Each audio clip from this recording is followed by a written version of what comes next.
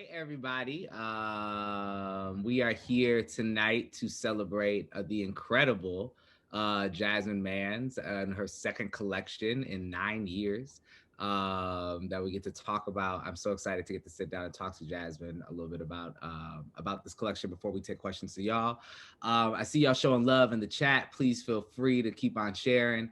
If you want to, like giggle with your friends in the chat, feel free to set it to panelists and attendees. And also, if the chat is distracting for you and you like these people talking too much while I'm trying to listen to these poems in this conversation, feel free to turn the chat off. Also, as Nika just said, as questions are coming to your mind, either throughout Jasmine's performance or throughout our conversation, please feel free to send them to the Q&A. We'll be sure to try to get to as many as possible during our time at the end. But with no further ado, I believe the author of the evening is going to start us off with a reading from this collection, which is such a heartfelt and incredible and I think surprising collection. If you know Jasmine from the videos online and stuff like that, and from spoken word, there is I was going back into it today, and I was just like, oh wow, there's a quietness here as well that I don't think first comes to mind when you see about Jasmine's work, and that was such a moment for the heart too. I think because to love an artist means you also love their growth, and I think if you've loved Jasmine's work, if you've been around since the Strivers Row days, if you used to go up, if you went up when the Nicki Minaj poem was on World Star Hip Hop, that was a day, child. Then I think it is encouraging and refreshing to see your faves continue to grow. And I think this book, which is such a love letter to Black girls, to self, and to the people who I think that have both celebrated Jasmine and who Jasmine has championed throughout her career. This book is such an accurate moment and reflection in these times. And I think a book that will get a lot of people through this year. Another hard year to come, but I think as long as we have laureates like Jasmine Mans, we might be okay. So with no further ado, let's get to it. Newark's own, y'all, Jasmine Mans. Mm. Well, thank you, Danez. I love you, man. All right, I want to read something about my hood. So, thank you for listening. The 39 bus makes stops in the South Ward. Page 223. Gloria Brown lives on South 14th Street in the South Ward. She served as a lunch lady at George Washington Carver Elementary School before she retired. At 12 p.m. every day, she gave Calvin Chambers an extra milk with his lunch because he's my little brother's best friend and our next door neighbor. She fed Calvin until he was old enough to go to high school. His older brother, Al Tariq, died somewhere in a high-speed police chase. His funeral was held at Cotton. Bergen Street stands like an old man who was an artist back in the day but has since painted his kidneys a whiskey color. Round here, you don't need to be Muslim to say Assalamu alaikum because when you walk into King's restaurant, there'll be a 4'11" Black woman who will ask you for your God and your order, and she don't care if you've made up your mind. You have 10 seconds to respond. Assalamu alaikum, my sister. I'll go with catfish, cheese eggs, cheese grits, wheat toast with butter and jelly, and uptown, please. I come from a city that always had enough home to come home to, a city that sometimes only responds to its Muslim name, a city that rolls its eyes and holds its babies tight on the 27 bus because it'll be 4 more months before mama gets a new car. So back door, bus driver, back door, we got places to go. The Source of Knowledge bookstore be the only Black bookstore downtown, and they'll tell you about Broad Street before all the white folks got here. It's summer 2020, and all of Benet and Tyrone's 3 Black kids graduated from college. They keep their degrees in the china cabinet, and when they cook, they wear one of those "My baby went to a good school" t-shirts. There's a mother in the West Ward praying her child through college, and sometimes she'll sing it, and other times she'll scream it, but that prayer is going to last her all of the days of her life. And the water ain't clean here, but Auntie Joyce is, and she been clean for a minute now and got an apartment, and she sees her grandbabies every weekend. And the Leslie Street Block Association, they still have block parties. They be a group of old Black folks who never got scared of their grandbabies to celebrate them or to pray for them. So Miss Shorter gonna have a cookout, Uncle Charlie gonna have a cookout, Keisha gonna have a cookout, and you ain't gonna worry about the roaches because Mama said everybody gonna stay in that room and she don't want to hear nobody breathe, lift a finger, or move a muscle until she say so. And the street gonna be blocked off, and Nana gonna listen to trap music because all of her grandbabies are in the same backyard at the same time. And the electric slide gonna come on, and the people going dancing, and your daddy gonna show up and he gonna bring you your new bike, and he gonna promise to never leave. And Nana made potato salad, y'all. She made potato salad and she mixed it with her whole arm. And it's gonna be 8 p.m. until the sun comes up. So you better stop by here now. You better stop by here and come get you a plate. That was my point.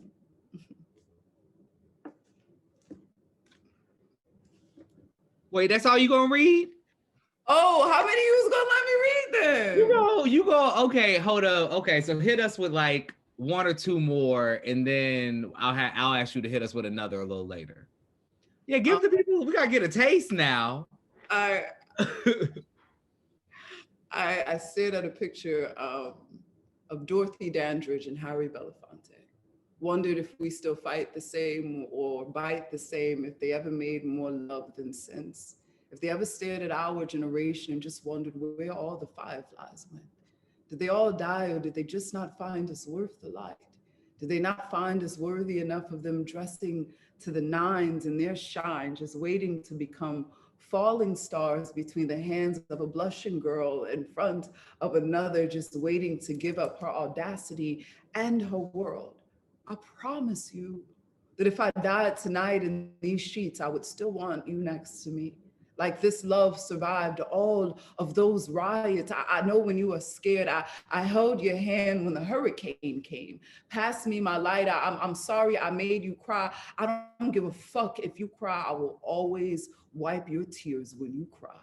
Like I know you did not give me permission to, but I already started asking God about you. I told him if he doesn't mind, I'd like to make it to heaven before you do, to run you a bathwater and to make you a plate, to turn your TV to your favorite channel, then turn it off and make you believe that you left it that way. And I vowed to never to open the door for a scent other than yours. And I promise to always remember your scent, and that we will laugh at everything that hurt when we were humans, like when we were poor, when we slept on our bedroom floor on Leslie Street, when we only had water and grilled cheese, the moment you said, baby, I may not have any money, but I got a soft spot and a melody and a pair of arms that could rock you to sleep. So what? You're thinking about taking a chance on me. Um, this is another piece that I wrote about a girl that I love. I met a girl who holds me like she's fighting for me in her sleep. If you ever decide to age love, invite me. I'll retire my bones to make you tea and to read you poetry. I know she's having a bad dream when she grinds her teeth. She always finds my body in her sleep. For the night I cannot give you my mind, may you take my muscle memory. Love me like you are not waiting on my apology. Like God tattooed peace signs on both our wrists, dropped you off across the world and told you to come find me. And you found me somewhere reading poetry. For the nights I cannot pick myself up, we'll build a fort. My body was made for you to sleep inside of. You make me want to straighten up things around here. You touch me like you met my body in a past life. Can I love you past life? Into the parts of eternity that stay night, but it doesn't matter because you are already wrapped in everything that you loved and lived for. You make me feel like I can't die and like this is eternal life at the exact same time. Like I'm down to take a chance on you. Like I'll fuck with you. Like I will fuck a nigga up for you. Like your weed is my weed. Like I will always hide. Like I want you to come find me. So find me. Should I do another one? No, I think that's great, Jasmine. I think we can go from there. Thank you so much for blessing us with a few more. Trying to get out easy, doing one. I didn't know. It's like, it's weird because you got to be an author now, and I'm trying not to be a performance artist. And so, No, you got to give them both. No, damn it. No, damn it. These is poems. See, Ahmad Johnson in the chat talking about grown folks business. He know we supposed to oh, be Maya Johnson's in the chat. in the Oh, chat, child. I gotta Love, right? We wanted a couple of poems. Damn it, I'm in the chat too. Talk about I want some more. So thank you, Jasmine, for those poems. Well, I think I want to start off. I want to maybe jump around in my questions a little bit. And because you did that Harry Belafonte piece, and I wanted to ask you about, you are often in very beautiful ways, I think, turning your attention towards Black icons in your work, right? And we saw that, even if you want to talk about like the early Jasmine Mans, right? And I think that I was thinking about that too, right?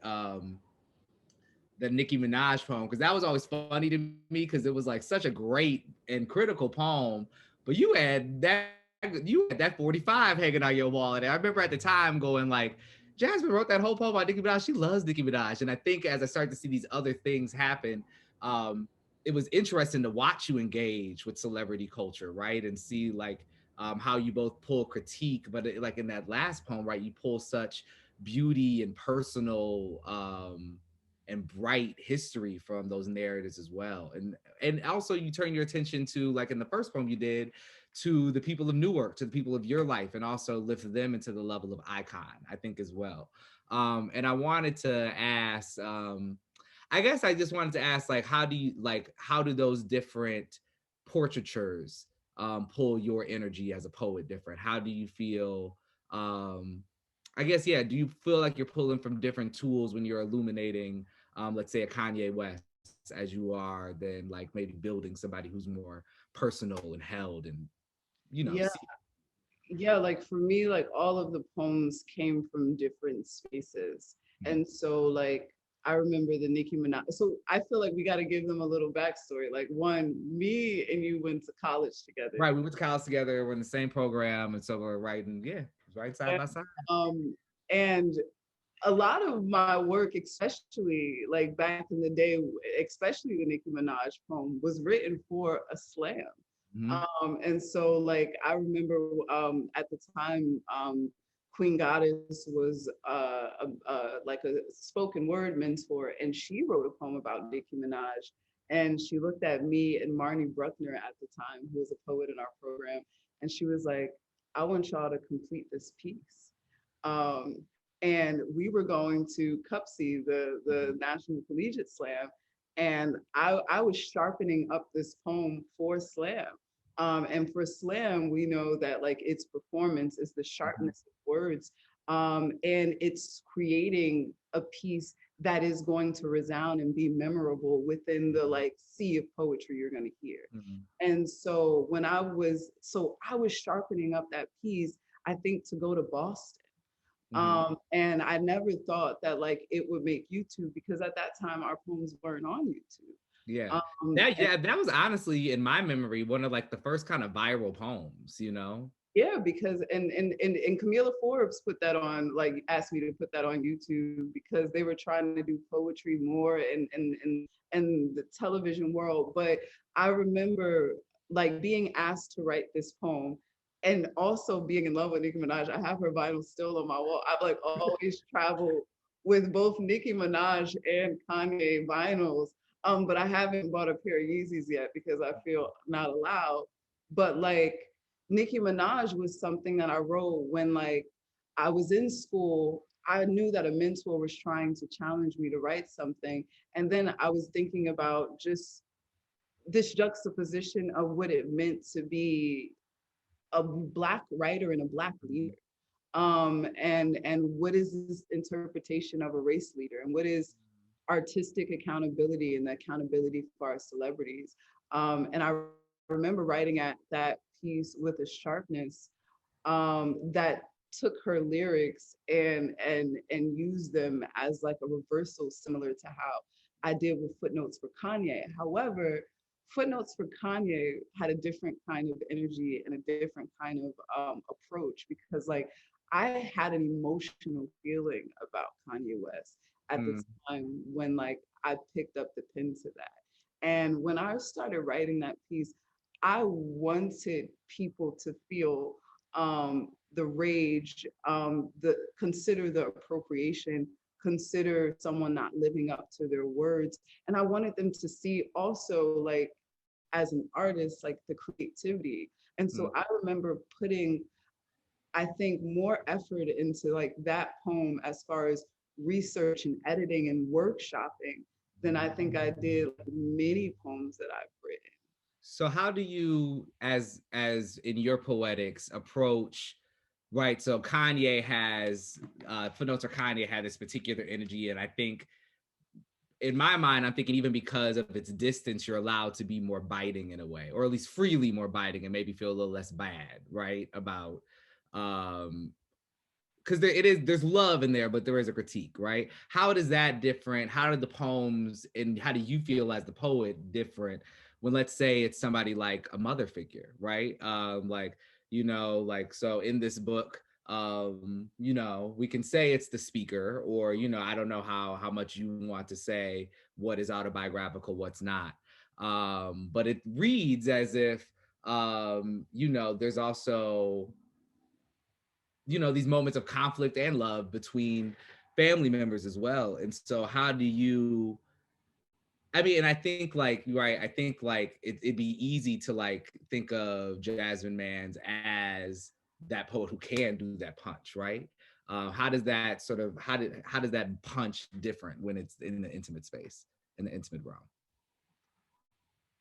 Um, I think intimately you want to not punch, right? Mm, Like intimately, when you don't know somebody, you can be that sharp, right? Like I do not know Kanye West, mm, um, no relation, but like when it comes to my mother, when it comes to people that I can touch, I saw myself in my process writing certain poems, reading it, and editing, and tailoring certain language. mm, But then you also have poems that hold the sharpness of like, mhm. um, Mama says, so you're gonna be a dyke now? Yeah, And that's honestly the poem I was thinking about. like that was legitimately me sitting, like going in the kitchen and telling my mother I'm going out. She's like, who you going out with? I'm going out with my girlfriend. This is like freshman year at UW and spring break. And she says, so you're gonna be a dyke now? And it was an imprint on me and how I like interpreted myself for a long time. And I didn't omit that. And so Mm, I remember that Toni Morrison said something about like it is okay to omit things, or as a form of honoring people. mm, And so there are things that like I chose to omit. And then there's a sharpness that I did chose to keep. And so I guess it's like using that discernment. And it's funny because I was like listening to a voice memo, the voice memo that you sent the other day. Um, and it's like knowing that like you wrote these things for a reason, mm. and knowing that some of it is harsh, and it's hard for people to listen to, but those moments were real.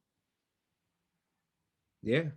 I always tell my family, I was like, look, if y'all didn't want to be talked about, you shouldn't have did it. And I think it actually breeds, I think it has the possibility to breed a lot of actually, like, I know in my life it was a hard road after like I like released some poems in the road in the world, but it eventually like led to like having some good conversations. And actually I think my family is in a place where we can be a lot more honest with each other now, and it's better. And I think we're poets. You can always say that ain't about you. Oh, I told my homegirl, I was like, you know what?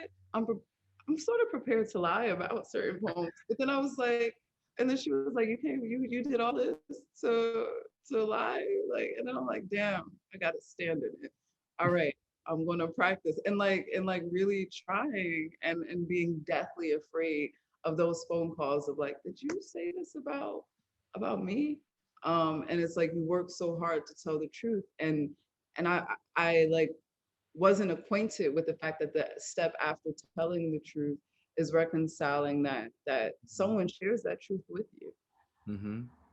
Yeah. Amen. I want to talk about Newark a little bit. Um how is being a Newark poet affect your work, right? And I think this so much of this book, right, takes place there. I love that first poem you did. But do you think of Newark when you think about your poetics? And what does that mean anything to you as a poet, that place? Yeah, yeah. Um, I feel as if I'm one of the people who is supposed to tell this story of our city, how beautiful it is, who we are, what we look like. And I want people to know about that. And it is so me. And it is something that I'm so proud of. And I think like we go through phases growing up where like you come from the hood and there are things that you are taught to be embarrassed of and to never mention again. Mm, Like when I was little, like you couldn't say you had roaches. Like no one could never find anything out like that, or mice, or that mm, your parents struggled, or who was or was not in your household. And so much of my poetic process, especially when you get out of college and we're taught to be great and to be masters in Western literature. And it's like a large part about my brilliance is telling my story. mm, And the connection between brilliance and telling your story is to think your story is worthy. mm-hmm, And we're taught, right, so much that like if you brown or if you're from the hood, like where's the worth in your story? And I was just like, oh, like I'm not brilliant because of like excess words or because of knowing this name or that one. Like the brilliance is in the narration of what I know, mm, and the people that I know. And I wanted people to see them, the voices, the gentrification. Um, and I wanted to honor that and like creatively. mm, Like Newark is a creative city that you often don't see because people want a different narrative. People want a juicier and more toxic narrative. But I'm like, I went to the first performing arts high school in the country. I was like an art kid, like since like I was 13, 14 years old. And then some of my mentors and my substitute teachers were like retired members of like the Black arts movement in a way where it's just like they now are using their talents to service young children creatively. And mm, so my mentors were people like Halim Suleiman, mm, um, who was a close friend of Amir Baraka. And then when you talk about like Amir Baraka, like his family is a family of artists that are committed to Newark.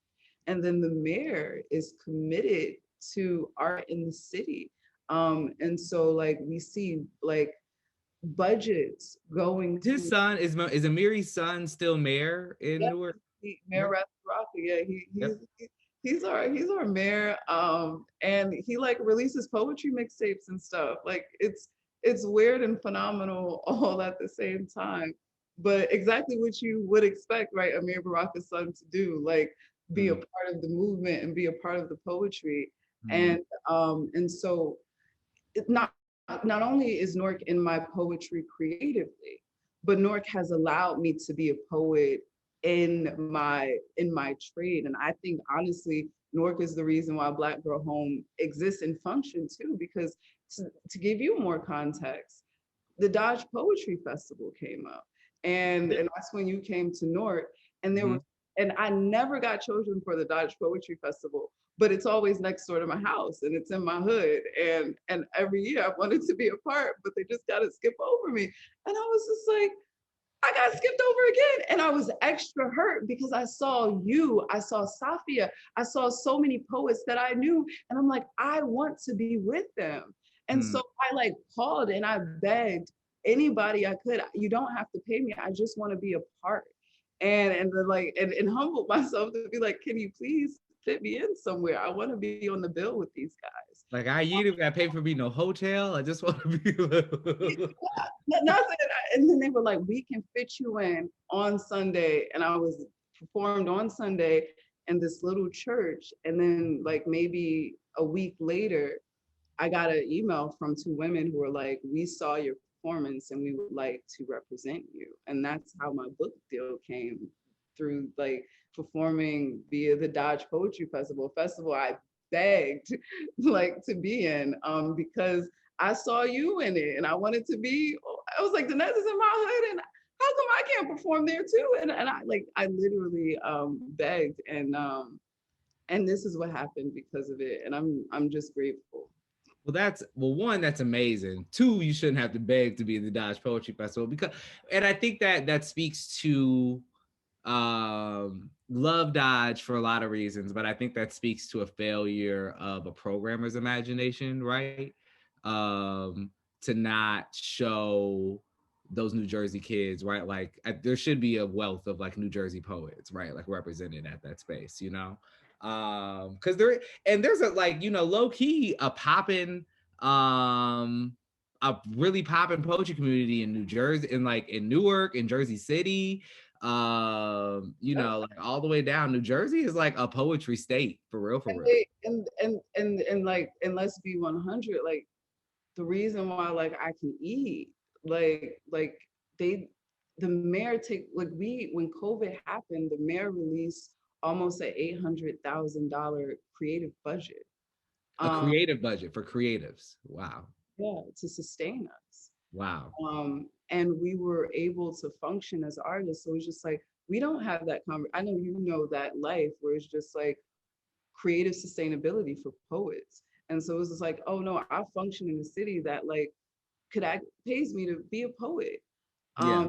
and to try and to attempt at creativity. And so I honor that, and you gotta honor it because it doesn't happen in many Hmm. places. Yeah. I mean, it's beautiful. I think Minneapolis, we definitely got a lot of flaws, but it's beautiful to live in some place that honors art as a critical function in people's lives, you know? And I'm really blessed. And it's been a blessing. Like, I'm really glad that you get to flourish in that environment, right? Quite literally with these flowers around you. All right, y'all. So we're going towards the end of our event. So I'm gonna ask some more questions, but please, please, please feel free, y'all. If you have questions, no, we're not gonna end just yet. Don't worry, Liza. But please feel free if you have questions for Jasmine or for either of us that you would like us to discuss. Please use the Q&A function. You know, I'll have that open and be able to see what y'all got going. But until then, I'll keep on asking some questions. So I was thinking about your first book, and I was just like thinking like, if you could just narrate for us what you've learned, like how, you know, in that amount of time. That was 9 years ago. You were absolutely a baby poet, I think, at the time. And yeah, how do you feel, like how did this feel different putting this together? What were the highs, the lows of this journey of writing Black Girl Home? Can you just take us through that process? I know when I was writing like chalk outlines, like I thought I was doing the best of what I had at that time. Like we all thought that, you know, when you write something, I'm just going to give the best of what I got. And so I remember doing that, and I just remember the hustle of it. Mm. That like I wanted to create, I wanted to publish, I wanted people to have my work, and it was something in me that really wanted to hustle and build a product. This time wasn't about me hustling, it was about me thinking. Mm. Um, and then it was about the honor. Like back in the day when I was in college, I definitely thought I wanted to master something. Yeah. But here it was just like, what's important? And I keep telling people in these interviews, home was first the body. And so Mm. you're looking internally, you're looking at the body as a physical asset, like my vagina, my breast, my stomach. And then you're also thinking like, am I pretty? Then you're thinking, well, where did this body come from? This body came from another body. Whose body is that? And so it was just like following the breadcrumbs, and they Mm. all led me. And it's like after I got past my mom's body, you know, you think about your grandmother, and it's just like I started reading about slavery, and then slavery led me to sterilization, but then sterilization led me to like mental illness. And like Mm. these are places that I didn't intend to go at all. And I was led there. And so it's like with Black Girl Call Home, there were poems that I knew I wanted to be included, some from Chalk Outlines, some that were already on YouTube and that have been in my portfolio pieces that I definitely wanted to honor by way of publishing them. And then there was this journey that like I allowed myself to go on with the text that was inquisitive and both playful too, because it was just like I had a syllabus of like what I wanted to study and what I knew I had to say. Um, Mm. and then I had a journey of like random thought and discovery that I just had to play in, and both together built this narrative. Word. Can you give us a little peek into that syllabus? What were some things that you knew you needed to look at in order to build this? Yeah, I knew like I needed to look at like Toni Morrison, Mm. and I sat with Sula, I sat with medical apartheid. Mm. Then like I went to the library and like just found books specifically on sterilization. Um, then writing my mom and then the assets of my mother in regards to me being queer, my mother in regards to her giving birth. Um, and That initial tree of thoughts that we see at the beginning of the collection, right? That is that the initial brainstorm for the work?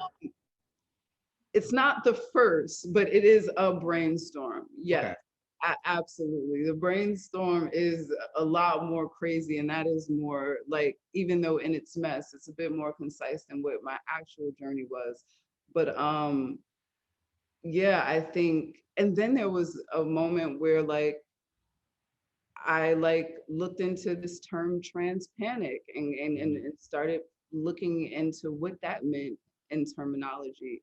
And so I was like random, like there were moments that I felt like I was randomly led places, um, and wanted to gather the intentional research around it. Cool.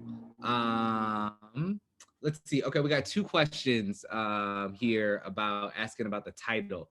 What led you to making the title Black Girl Call Home? And also, what made you pick that cover? Because that was definitely an attention grabber for folks. Um, I wrote, the funny thing is both the cover and the title existed in my ecosystem separately, and it wasn't as cover or title. I Mm. wrote Black Girl Call Home as a one-line poem. It was a Black Girl Call Home, though that's a poem. Um, and it was just always saved in my phone as a poem. And then the cover was something that I saw years ago that I just thought was the most beautiful thing in the world. And so when asked like to bring these assets together of like, what would you imagine it to be? I immediately jumped at this cover. And I've always given like, they were like, well, give a few options. And I would always give this cover as an option, and they would give other options and I would give this cover because like I knew it was my number one. Mm. And I remember at the time like telling like my agents and my publisher, like, even if we consider other things, like I know this is the best thing in my heart. And covers can be really sensitive. And actually like you have like when I saw Don't Call Us Dead, that cover like hit me. It was a gorgeous cover. And people are not even allowed to produce covers like that. And you don't see gorgeous covers all the time. And I wanted it to be art, and like I'm an artist, and so it was just like when you say like a picture is worth 1,000 words, you want it to be a worthy photo. And you see like Black women responding to the cover because I kept saying Black girl nostalgia, like it should feel like, and this was that thing. And I'm happy that that was honored, because we looked through so many covers, and Black Girl Called Home, I didn't even have a second option for the title. And what was such a blessing is that no one else thought about a different title either. They were like, oh no, that's strong, it's sharp, it's gonna work. Mm. I'm lucky, I feel. I was also nervous because I'm like, if I say Black Girl Call Home, what if white girls don't buy it? And this is your first collection, and white girls ain't gonna fuck with you. How are you gonna navigate that? And it was like being definite. And it was, and that was the process, and honoring the blackness. And it feels good that I did that. Yeah, you got to do that. Girl Call Home is also, I will say, also a very Black title anyway. Oh, Girl Call Home. You couldn't avoid having a Black ass title. No, but it was so important. You couldn't flatten it out. And I think, Jasmine, even just looking at your work, it wouldn't even have made sense for you to try to flatten the Black girl out of anything, you know? If you ain't nothing, you a Black writer, you know. Let's get that cleared up. You know, you exist in the tradition, baby. Okay. All right. Let's see. We got another one here.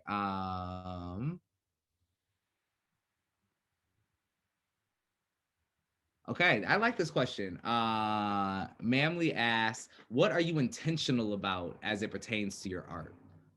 So what are you intentional about, I guess? Like, where are you most stubborn, or focused, or exact in what you do? that's a really hard question I don't have the answer to. All right. Um,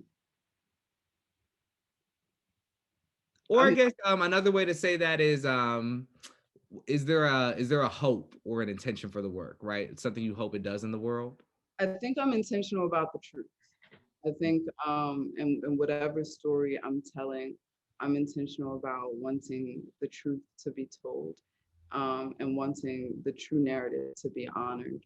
Um, Mm. and then my hope for the work is, I always say, like, I me personally, like, I think myself, and I wouldn't speak for other poets, but I would say, like, these poems are just desperate attempts to be remembered.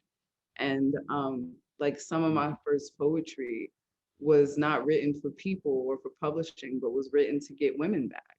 Mm. Um, and so it's like, my intention is like memory when it comes to like the literary canon, and making sure Black women and our stories are in the canon, like in the intersections of being queer and being women, and being Black. But then it's just like, I want somebody to know that I didn't forget about them, Right. and that I love them. And I think it's the balance of both, the memory. Beautiful. Two more questions for you, or maybe a couple.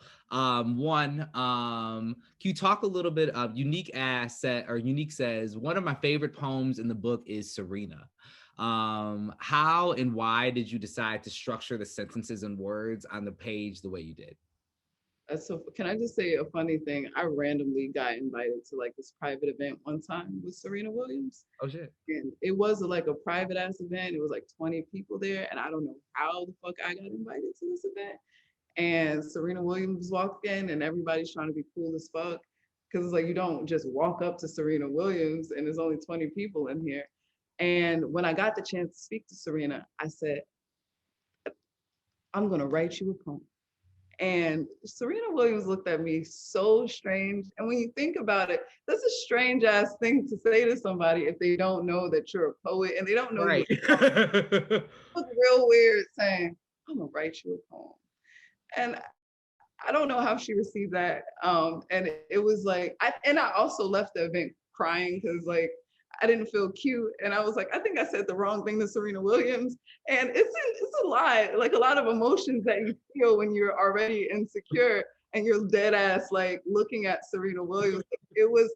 I wasn't ready for that event. I don't know who invited me, but I was unprepared.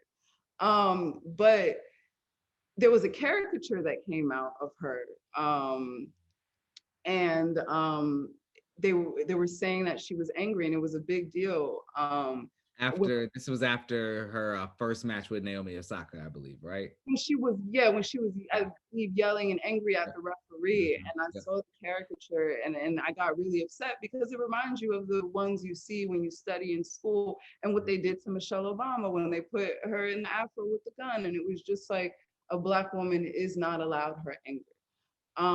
And there is a piece in the piece, you see like Serena take the net back, Serena power, Serena, and those are like things that are said to her on the court, that her ref is saying to her on the court. And I wanted you to see the Mm, jumping of the jumping of the ball, the movement on the court.